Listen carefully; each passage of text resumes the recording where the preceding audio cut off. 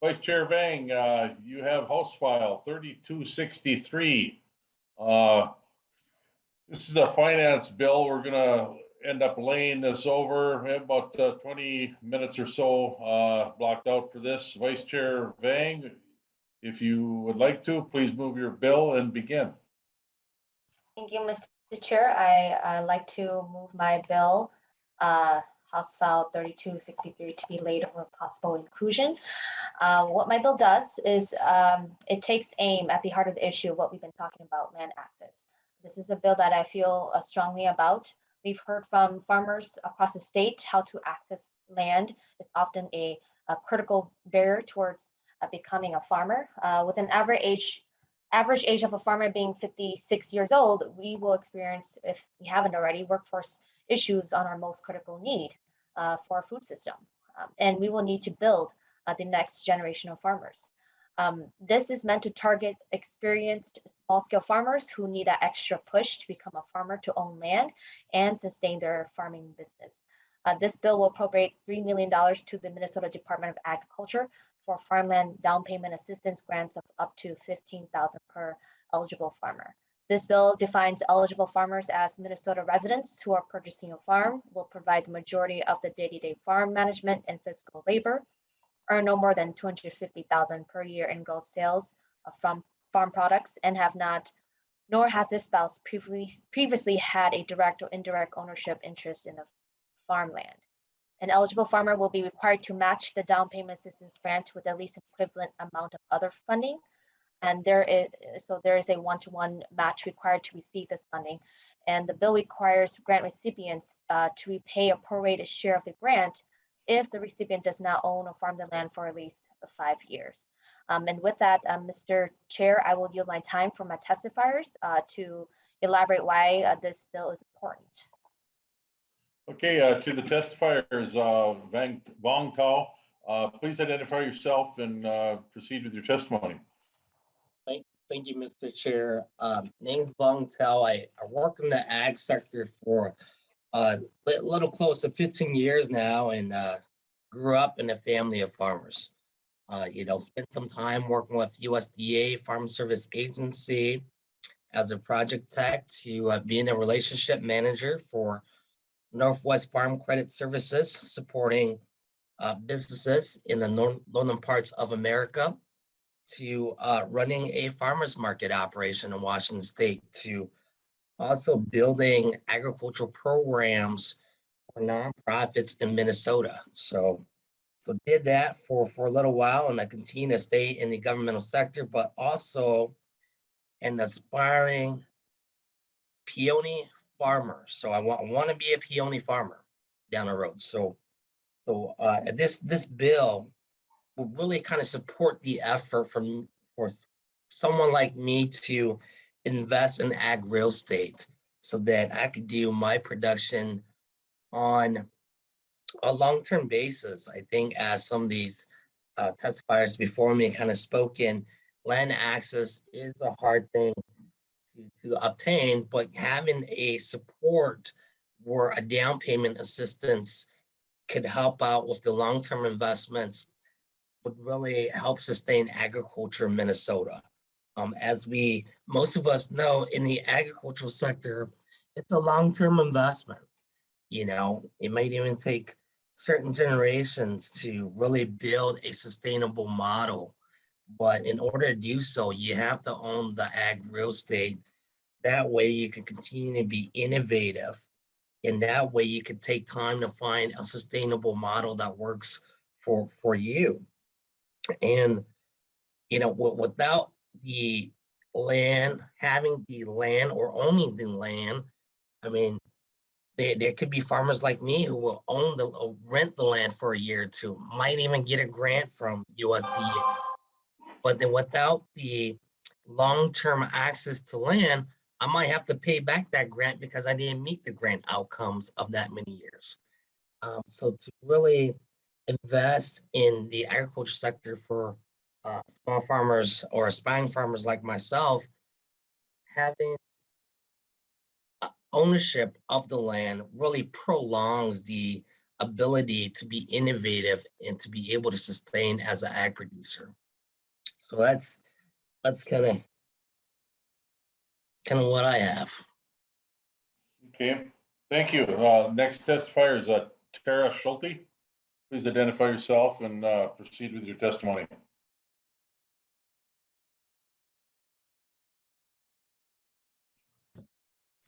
Thank you, Chair. My name is Tawa Schultz, and I own and operate an urban farm here in Minneapolis called Growing Lots. And Growing Lots has been around since 2011, and I became an urban farmer after about 5 years of commuting to rural land, to that, space that I rented, and really was like, the hour and a half commute to and from farmland isn't sustainable. So housing is a big issue when it comes to having access to farmland. So I became an urban farmer because that's the land that I had access to. So we've,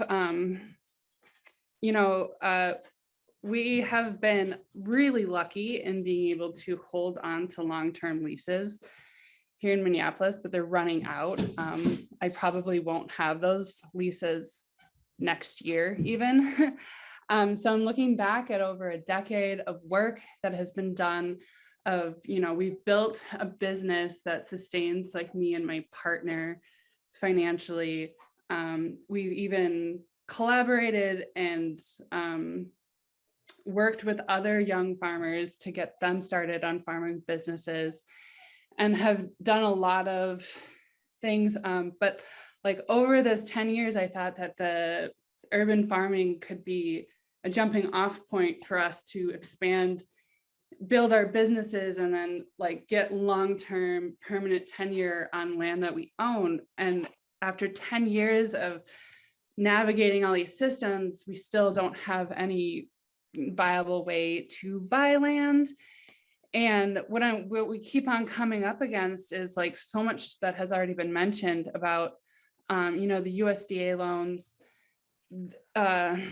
don't really apply to us. It doesn't trickle down to us because, a lot of times we're looking at land, if we want to go cooperatively on a land, we're looking at large sections of land that maybe doesn't have housing on it, and the FSA loans don't. You have to have housing on the lands to get those loans, or the loans, or the places that do come up with housing are usually, maybe don't even go on the market because they're sold through families, or if they do have housing, they're, like $500,000 over, anything that like a young farmer could afford.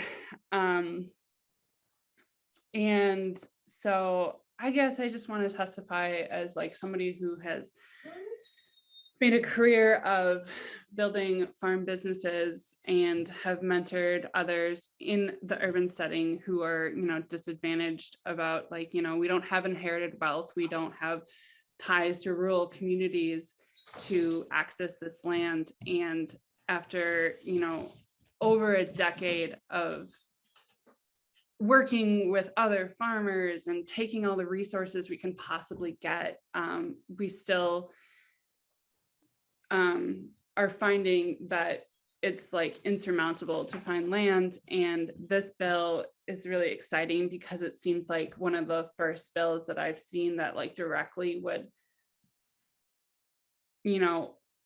make some of those fundings trickle down to a lot of the farmers who are trying so hard to establish and build, a sustainable food economy.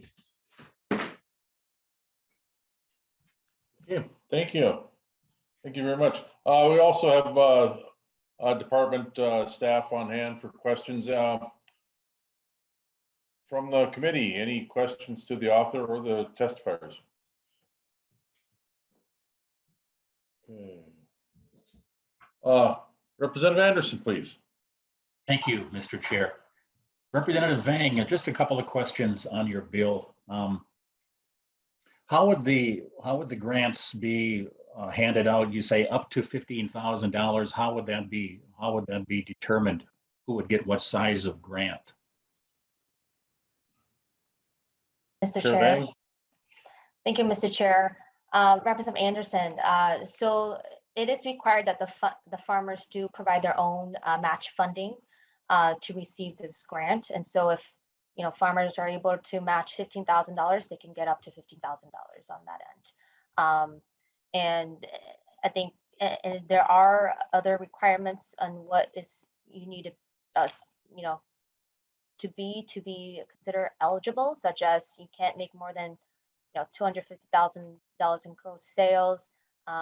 You haven't really owned farmland before.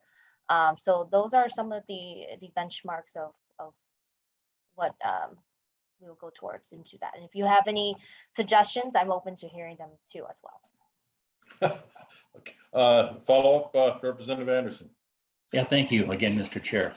So if I understand correctly, the grant would kind of match what the recipient would have available from his own funding. And typically when you purchase land and use a bank, the bank requires at least 20% as a down payment. So this would kind of limit the amount that would be available to be loaned to the grant recipient. And it could, and that would have to be collateral as well. So would these funds be, in your opinion, be allowable collateral that a bank would say, yeah, this matches your 20% down payment, and it would be okay to go with that? Is that your understanding? Chair Vang? Mr. Chair, I believe so. I think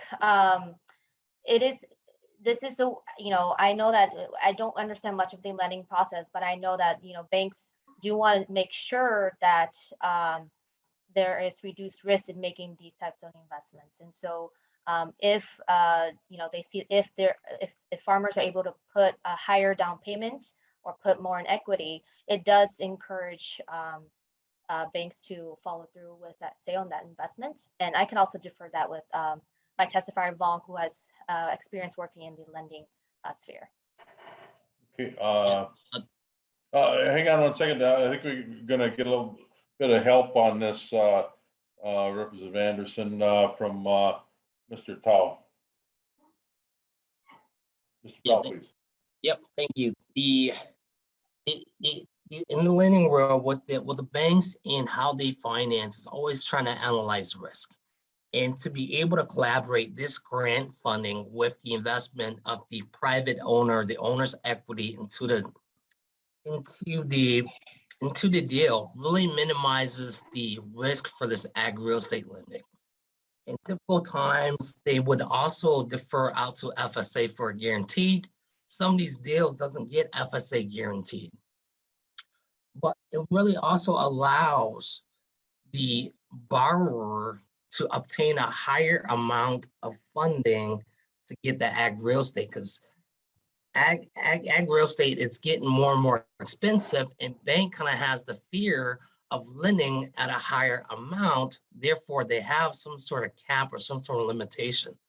I looked at a property down by Waseca down south, and I was looking to buy that property, and the bank says, you know what, Vaughn, even though this land costs about, I think about 80,000 or something, you have to come in at 50,000 to make this purchase. I'm going, wait a minute, I don't have 50,000 sitting around, therefore I'm not going to move forward with that purchase.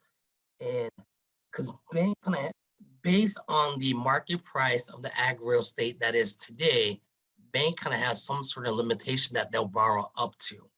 And having this down payment assistance will really minimize and mitigate that risk for the banks to take on this opportunity to lend to a borrower that wants ag real estate. I don't know if that kind of helps, but it's a riskier lending nowadays than before for ag real estate. Thank you. Representative Anderson, any follow-up on this? Yeah, I would fully agree that whatever type of terms are agreed to, it has to cash flow. Depending on how much money you put down, doesn't really matter if it doesn't cash flow. I don't think a bank or any institution would go along unless it would cash flow. One just final question. There is a provision here in the bill on the bottom of page 1 that if something would happen and the person who gets one of these grants doesn't farm the land for 5 years, would be a payback back to the state. And in the case of let's say a bankruptcy occurred, would the state be in a first position to have first call on whatever assets are left in this type of a situation with this kind of a grant program? Chair Vang? Mr. Chair, thank you, Representative Anderson, for your question. I can continue to have that discussion with you and to get that clarified if that's necessary or needed. I'm open to that. I think this is just something a line that I added in there to make sure that those who are using tax-paying dollars are actual farmers farming the land for its intended use, and for up to 5 years. And there might be, unfortunate circumstances of bankruptcy, or perhaps, farmer passes away that and isn't able to be there for farm the land for 5 years. There's some, the state gets some of that money back. But if you want to clarify that further, I'm happy to have the discussion with you. Okay, Representative Anderson, anything further? Yeah, just a final comment. Yeah, I appreciate that, Representative. And farming is a capital intensive venture, especially what's happening today with the prices of fertilizer and fuel and such. So we hope none of those things would happen, but they do happen in the world of agriculture. So thank you very much. Thank you for the discussion today. Any further questions on House File 3263? Okay, seeing none, 3263 is laid over.